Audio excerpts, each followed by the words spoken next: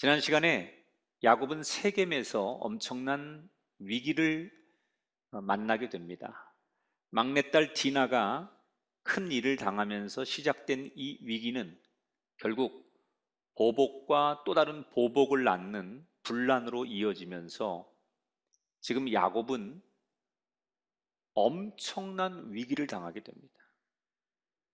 세겜 사람들을 아들들이 가서 흥분해서 다 죽였는데, 세겜 사람들은 죽였지만 그 가나안 땅의 다른 부족들이 이걸 용납할 리가 없어요. 그래서 야곱의 가족들을 몰살시키려고 가나안의 모든 부족들이 야곱의 일행을 노리고 있습니다. 아브라함으로부터 시작된 이 야곱의 가문이 야곱에 와서 사라질 위기에 처하게 된 겁니다. 여러분, 사람이 너무 기가 막히면 넋을 놓고 앉아 있다고 하지요. 마치 야곱은 다시 하란 땅으로 돌아갈 수도 없고, 그렇다고 그 무시무시한 여러 부족인 가나안 땅을 이겨낼 수도 없고, 어디 오갈 데 없는, 꼼짝없이 멸망당할 수밖에 없는, 그래서 아무것도 도무지 생각조차도 할 수 없는 지금의 현실을 넋을 놓고 앉아서 바라볼 수밖에 없었어요. 바로 이런 상황에서 오늘 본문이 시작되는 거예요. 자, 넋을 놓고 아무것도 할 수 없는 상황에 주저앉아 있을 때 어떤 기적이 일어나느냐? 오늘 1절에 보니까 하나님이 야곱에게 이르시되 일어나 베델로 올라가서 거기 거주하며 하나님께 거기서 제단을 쌓으라 하신지라. 여러분, 가장 비참하고 막막하고 정말 어느 것 하나 생각조차도 나지 않는 그 순간에 오늘 본문에 어떤 일이 일어나요? 하나님이 야곱에게 먼저 찾아오신다는 거예요. 우리가 하나님의 속성을 알아야 돼요. 하나님은 인간이 가장 약할 때, 우리가 가장 바닥에 있을 때, 아무것도 할 수 없을 때, 가장 무능하고 비참할 때 하나님의 존재가 드러나는 거예요.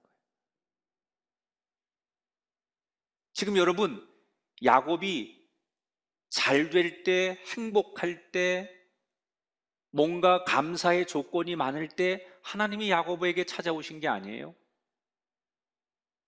가장 인간적으로 비참하고 너무 기가 막히고 너무 어려워서 생각조차도 모든 게 멈춰 있는 그 최악의 상황에 하나님이 먼저 찾아오셨다. 하나님이 오셔서 뭐라고 말하느냐?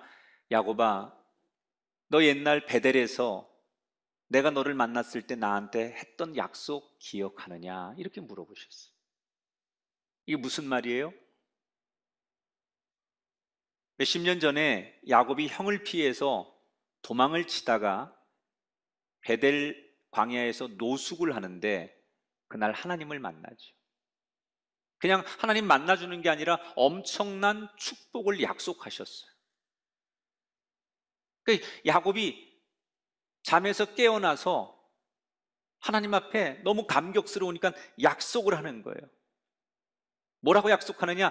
하나님 앞에 야곱이 이렇게 약속해요. 창세기 28장 21절 22절에 보니까 평안히 아버지 집으로 돌아가게 하시오면 내가 기둥으로 세운 이 돌들이 하나님의 집이 될 것입니다. 물론 저는 이 약속이 야곱이 굉장히 의식하고 한 약속이라는 생각은 안 들어요. 꿈을 꾼 거기 때문에 너무 두렵고 떨린 상태에서 자기도 모르게 무심코 한 약속이에요. 그래서 그랬는지 야곱은 그날 하나님 앞에 자기 입으로 한 약속을 금방 잊어버렸습니다. 그런데 문제는 야곱은 잊고 있는 이 약속을 하나님은 기억하고 계신다.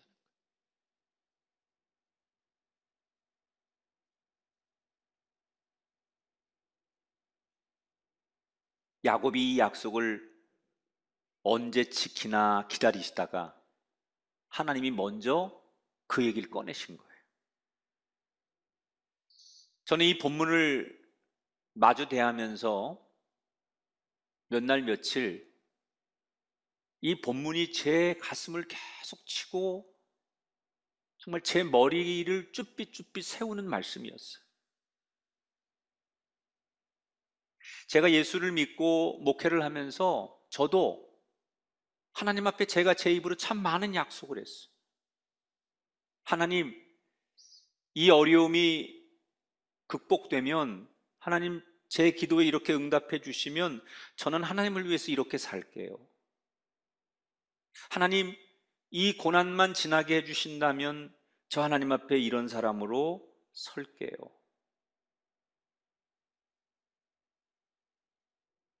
저는 다 그걸 잊어버렸더라고요. 내가 필요한 것만 기억하고 나한테 불리하거나 필요치 않다고 생각하는 것은 다 잊어버리고 있더라고요. 마치 야곱에게 하셨던 하나님이 저에게 물으시는 것 같았어요. 김 목사, 너 나한테 했던 약속 기억하냐? 그리고 조용히 눈을 감고 지난 수십 년 동안 내가 하나님 앞에 드렸던 크고 작은 약속들을 떠올려 보니 기억나는 것만으로도 전 하나님 앞에 얼굴을 들 수가 없었어요. 아마 여기에 이 질문에 자유로울 분은 아무도 없을 거라고 생각해요. 아마 많은 분들이 가장 힘들고 비참하고 어려울 때 하나님 이것만 해결해 주시면 나 하나님을 위해서 이렇게 헌금도 하고요, 이렇게 제가 믿음으로 살 거고요, 제가 하나님을 위해서 이런 사람이 될 거예요, 나 정말 하나님 앞에 이제 다시는 뒤돌아서지 않는 삶이 될 거예요, 이렇게 수없이 우리 울면서 하나님 앞에 약속했을 거예요. 그런데 그 약속을 여러분은 기억하고 계십니까?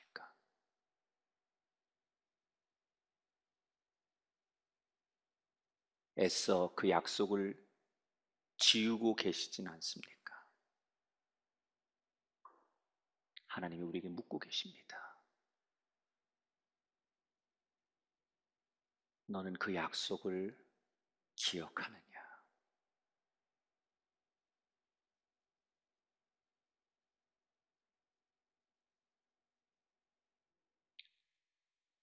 하나님이 야곱에게 베델로 와라. 더 이상 망설일 이유가 없는 야곱은 온 가족들에게 명령하지요. 우리 모두 베델로 떠날 것이다. 만반의 준비를 해라. 그래서 자녀들, 종들이 다 만반의 준비를 합니다. 짐을 싸고 다 모든 걸 정리해서 이제 다 함께 모여서 야곱의 출발 신호만 기다리고 있는 거예요. 떠나면 돼요. 그런데 바로 그때 야곱이 모든 사람들을 힘들게 하는 한마디를 그 상황에서 던집니다. 2절에 보니까 너희 중에 있는 이방 신상들을 버리고, 아니 애써서 짐을 다 꾸리고 지금 출발하기 직전인데 다시 짐을 다 풀어가지고 거기에 우상들, 그런 신상들, 그런 거 다 버리고 다시 짐을 싸라는 거예요.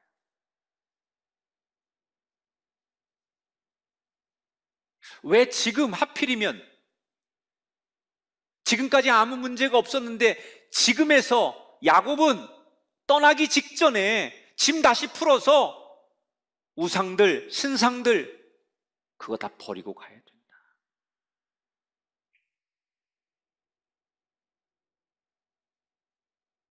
전 여기 야곱의 유명한, 굉장히 나름대로 자기 나름대로 의미 있는 결단을 했다고 생각해요. 지금까지 야곱은 자기 혼자 하나님을 만났어요.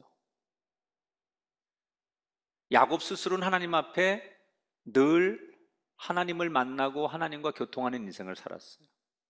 그러나 그의 가족들에게는 좋게 말하면 관대함이죠. 신앙은 개인의 영역이니까 내가 하나님을 잘 만나면 되지 다른 사람들까지 가족들까지 끌고 들어갈 필요가 없다고 생각한 거예요. 그런데 야곱은 오늘 결심해요. 베델로 가려면 내가 개인이 만나는 하나님이 아닌 온 식구가, 우리의 가정 공동체가 함께 하나님을 만나야 된다는 거예요. 우상을 버리라는 거예요. 왜? 그걸 버리는 게 고통이지만 그걸 버려야 하나님을 온전히 의지하게 되거든요.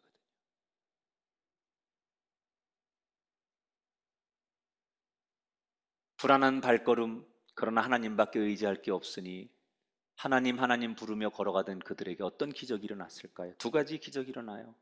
우선 5절에 보니까 그들이 떠났으나 하나님이 그 사면 고울들로 크게 두려워하게 하셨으므로 야곱의 아들들을 추격하는 자가 없더라. 보복당할까 그게 제일 두려웠어요. 그런데 하나님이 그 가나안 부족들의 마음에 공포심을 몰아넣어준 거예요. 저 야곱의 가족들을 건드렸다가 어떤 일이 일어날지 모른다는 그 두려움을 그들이 갖게 하셨어요. 하나님이 그들을 보호해 주셨다는 거예요. 세상이 그들을 보호해 준 게 아니에요. 사람들이, 군인들이 그들을 보호해 준 게 아니에요. 하나님을 온전히 의지하니까 하나님이 그들의 보호막이 되셨어요. 세상 자랑거리를 내려놓고 하나님만 의지했더니 하나님이 방패가 되셔서 그들을 그 누구도 해치지 못하게 하셨어요. 여러분, 야곱을 위해 하나님이 친히 일하신 것처럼 나를 위해 하나님이 친히 일하시는 한날이 되기를 축원합니다. 저는 이 본문을 묵상하면서 그래, 상황과 환경은 문제가 안 된다. 내가 의지하는 세상 것, 돈이 될 만한 것, 또는 사람들이 부러워할 만한 것, 그거 다 내려놓고 아무것도 의지할 수 없는 최악의 상황일지라도, 그런 조건일지라도 그게 문제가 아니에요. 진짜 문제는 내가 결단하고 하나님 앞에 순종하고 올바른 예배자가 되느냐, 그게 중요한 거지 다른 건 문제가 되지 않아요. 상황이 최악이기 때문에, 우리가 불경기이기 때문에, 이런 조건이기 때문에 어쩔 수 없다고 말하는 건 인간의 상투적인 얘기입니다. 그런 조건, 그런 상황, 최악의 환경, 그거 다 불필요한 겁니다. 하나님이 보호하시고 하나님이 손대시고 하나님이 역사하면 환경은, 조건은 문제가 되지 않아요. 두 번째, 하나님만 온전히 의지했더니 어떤 기적이 일어나요? 35장 11절 13절 하나님이 그에게 이르시되 나는 전능한 하나님이라 생육하며 번성하라. 내가 아브라함과 이삭에게 준 땅을 내게 주리라 하시고 그를 떠나 올라가시는지라.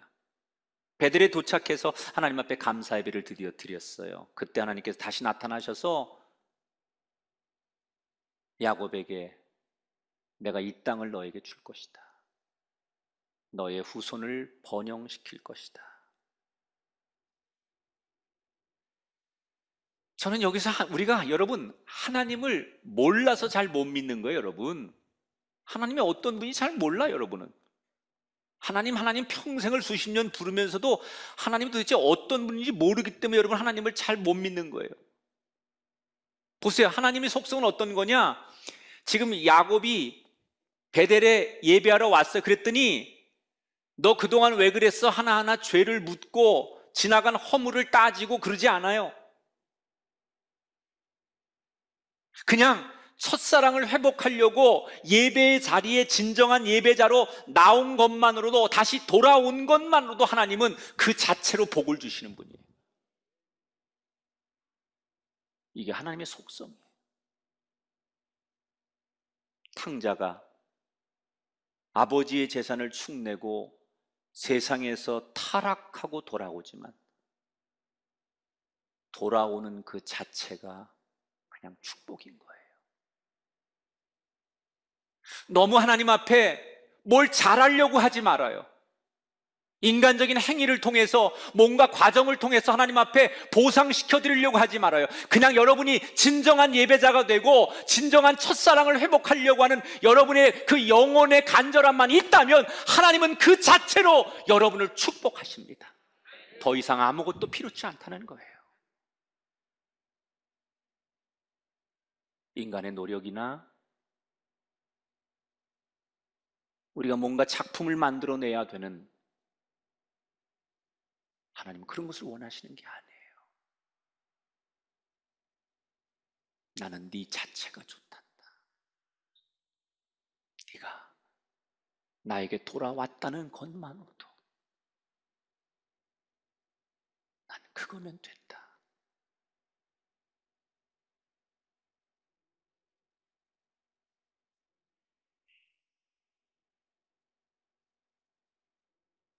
야곱이 처음에는 너무 막막했어요. 도대체 어디로 가야 될지. 그런데 하나님이 먼저 나타나셔서 감동을 주셔서 불안하지만, 앞을 알 수 없지만 한 걸음 한 걸음 두렵지만 하나님을 따라갔어요. 그랬더니 그 베델에서 하나님의 엄청난 축복을 다시 한번 약속받게 되더라는 거예요. 여러분, 이 야곱이 축복을 받을 수 있었던 비결 한 가지가 뭐예요? 베델로 떠나기 전에 했던 그 한 가지. 나를 빛나게 해주고 내가 의지하고 내가 그렇게 자랑하던 그것들을 내려놓고 버린 것, 이것 때문에 하나님이 그를 축복하신 거예요. 이렇게 베델에서 극적으로 다시 하나님을 만난 야곱은 하나님이 처음에 명령하신 대로, 아버지가 아직 이삭이 살고 있었거든요. 그래서 이삭이 살고 있는 아버지 집으로 떠납니다. 자, 여기서 우리는 이제 한번 여러분의 상식적인 걸 물어볼게요. 갈 바를 몰라 하던 야곱이, 가장 위기에 처한 야곱이 이제 하나님을 만났어요. 그리고 다시 야곱은 하나님 앞에 돌아왔어요. 소위 은혜를 받은 거잖아요. 그러면 그때부터 야곱의 인생은 불행이 끝나야 되고 행복이 시작돼야 되는 게 우리가 알고 있는 신앙의 상식이에요. 그렇죠? 야곱이 회개하고 하나님 앞에 돌아왔어요. 그리고 하나님은 야곱을 축복했다고 약속했어요. 모든 게 다시 정상화됐어요. 그러면 불행했던 야곱의 인생은 이제 불행은 끝나야 되는 거고, 여기서부터 야곱은 행복이 시작돼야 되는 게 우리가 알고 있는 신앙의 상식이에요. 그런데 오늘 성경은 그렇게 기록되어 있지 않아요. 하나님을 그가 만난 뒤에 그의 삶은 여전히 불행의 연속됨이 시작돼요. 내가 성경을 기록하는 사람이라면 야곱이 축복받은 이야기, 야곱이 행복한 이야기, 야곱이 승승장구하는 이야기, 이런 얘기만 쓰면 너무 좋을 텐데, 내 상식에, 목사인 믿음에도 그게 맞는 것 같은데, 성경은 안타깝게도 하나님을 만나고 하나님 앞에 돌아온 야곱의 인생이 현실은 하나도 달라지지 않아요.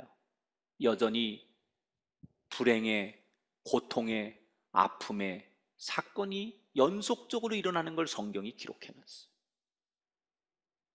여러분, 이게 야곱의 이야기만으로 끝나는 게 아니에요. 우리들의 이야기예요. 우리가 오늘 예수 믿고 은혜 받고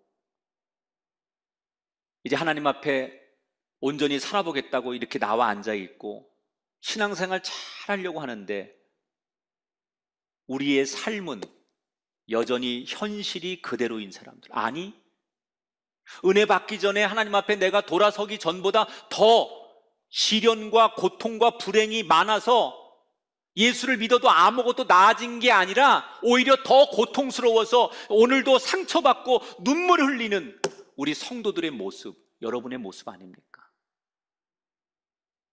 예수를 믿으면, 은혜 받으면, 하나님 앞에 응답 받으면, 성령 체험하면, 내가 열심히 예배 생활하고 하나님의 사람이 되면 불행이 끝나고 행복이 시작될 줄 알았는데, 야곱이 베델에 올라가면 불행이 끝나고 행복이 시작될 줄 알았는데, 하나님을 만난 예배한 그 뒤에도 여전히 불행이 연속된 것처럼 우리의 삶에, 교회를 아무리 열심히 다니고 하나님을 불러도 내 가정, 내 인생의 고통과 불행은 여전한 사람들이 얼마나 많아요. 그런데 야곱이 우리와 달랐던 게 하나 있어요. 희망의 끈을 붙잡았다는 거예요.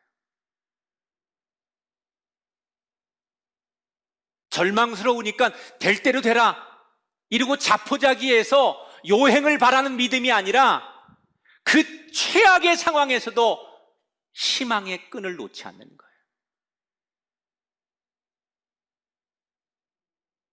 하나님은 희망의 끈을 붙잡는 사람을 통해서 일하십니다. 여러분, 지금 우리가 사는 세상을 딱 한마디로 표현하라면 어른도 젊은이도 뭘 하고 싶어도 할 수 없는 세상이에요. 지금 하고 싶다고 해서 할 수 있는 세상이 아니라 하고 싶은 게 너무 많지만 아무것도 할 수 없는 세상이에요. 이때 우리가 해야 될 게 뭐 있느냐? 희망의 끈을 잡는 거예요.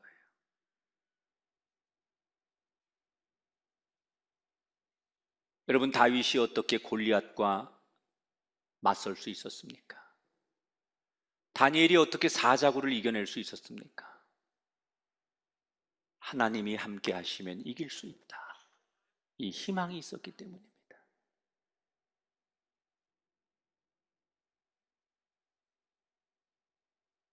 우리가 아무리 힘들어도 상황은 아무것도 변하지 않아도 하나님이 계시는 한 나는 절대 포기하지 않을 거야 라고 믿음의 끈, 희망의 끈을 붙잡으면 하나님은 그 사람을 통해 일하십니다.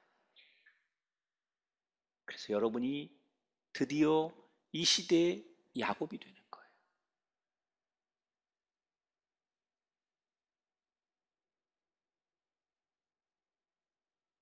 길이 막혔다고 주저앉으면 안 돼요. 뭐라도 해봐야죠. 삽질이라도 해야죠. 그러나 생각 없이 삽질하는 사람이 아니라 영혼의 삽을 들고 하나님이 주신 말씀과 정해진 길을 택할 수 있는 영혼의 삽질을 하는 사람이 돼야 돼요. 그러기 위해서 오늘 두 가지를 기억해야 돼요. 따라합시다. 가벼워져야 합니다. 다시 한번 가벼워져야 합니다. 가벼워지려면 버리셔야 돼요. 바다 한복판에서 오직 생명만을 생각하는 사람은 부귀영화, 계약서, 보물, 돈 가치가 없는 거예요. 버려야 삽니다. 마지막 하나님이 쓰시는 사람은 똑같은 상황에서도 희망의 끈을 놓지 않는 사람입니다.